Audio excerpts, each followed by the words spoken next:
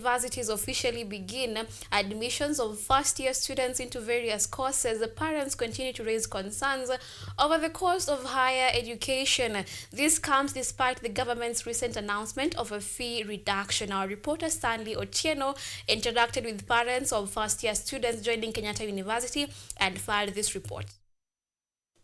Despite assurance from the Ministry of Education on reducing university tuition fees, parents say the cost of education is still beyond reach for many households. They are now urging the government to slash the fees further to ensure their children can access quality education at an affordable rate. Like in a year, it's 30,000. First year, about the first semester is like 20,500, and then the balance goes to the other semesters. But this one, we are not very sure whether it is this or whatever. We don't even know about those, whatever the bandings. People don't know how they are placed. We don't know whether we are still being placed in those bands. Children can access quality education at an affordable rate.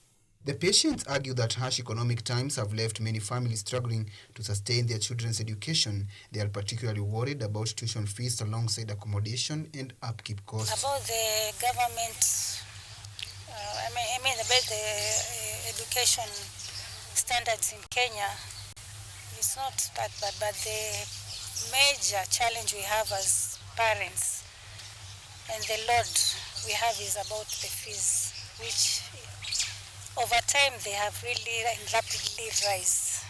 Yeah. 3 years back, I enrolled a student, my other daughter, in another. I think the only challenge that we have, that the governments that we elect do not have clear manifestos on how to manage higher education. You see, that's why it's like they move from A to Z,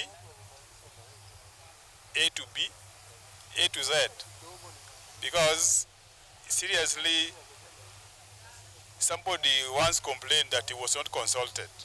However, the parents demanded clarification on how the new university funding model will determine the actual amount of assistance each student shall receive and if the allocation will be enough to cater for tuition fees, accommodation, and other essential needs. Just like the same, the public is not consulted when it comes to this manifesto. So that day that the government that will elect will seek the public opinion about university funding, the model, I think it is not even about the parents. It should be about the students who are the consumers, because they are the people who are consuming. As registrations continues across campuses, the call for transparency in the new university funding system is growing louder, with parents demanding clear communication on the allocations and long-term sustainability. Edward Nyamo,